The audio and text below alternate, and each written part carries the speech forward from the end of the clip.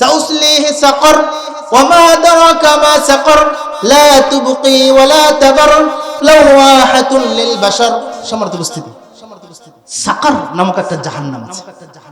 আল্লাহ তাআলা বলছেন শীঘ্রই তাদেরকে সাকর নামক জাহান্নামে নিক্ষেপ করা হবে। আল্লাহ রাব্বুল আলামিন আবার জিজ্ঞাসা করছেন ওয়া মা আদরাকা মা সাকর, তুমি কি জানো?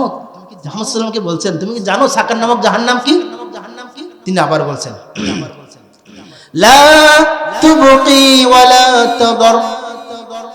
জাহান্নাম, সাকর নামক জাহান্নামের আগুনের বৈশিষ্ট্য হলো এমন জাহান্নাম, এমন আগুন যা তোমার শরীরকে অবশিষ্ট রাখবে না, লা তাবকি তোমাকে অবশিষ্ট রাখবে না, ওয়ালা তাদার আবার স্থায়ীও রাখবে না।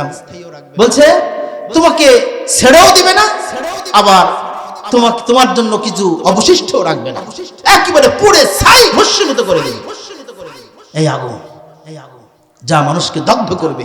ছাই তো দেখা যায়, কিন্তু জাহান্নামের আগুন এতই কঠিন, যন্ত্রদায়ক, পীড়াদায়ক, যা আপনাকে আমাকে ভস্মীভূত করে দিবে, ছাই করে দিবে, একেবারে উদাও করে দিবে। আবার আল্লাহ তাআলা তাকে তৈরি করেন।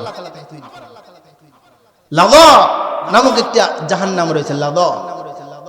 লাযা জাহান্নামের আগুনের আরেকটি বৈশিষ্ট্য আল্লাহ তাআলা উল্লেখ করতে গিয়ে বলছেন কাল্লা ইন্নাহা লাযা নাযাতাল লিশ-শাওয়া তাদউ মান আদবারা ওয়া তাওয়াল্লা ওয়া জামা'a ফাআওয়া। আল্লাহ তাআলা বলছেন কাল্লা, কখনো নয়, ইন্নাহা লাযা, নিশ্চয়ই এটা লাযা আগুন, নাযাতাল লিশ-শাওয়া, যা মানুষকে তাড়িয়ে বেড়াবে।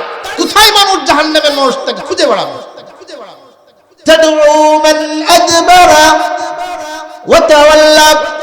অতঃপর ওই লাযা নামক জাহান্নাম আহ্বান করতে থাকবে, কে আছো? তারা তোমরা কোরআন এবং সুন্নাহকে পৃষ্ঠ প্রদর্শন করেছিলে, কই সেই যারা কোরআন হাদিস মেনে চলেনি?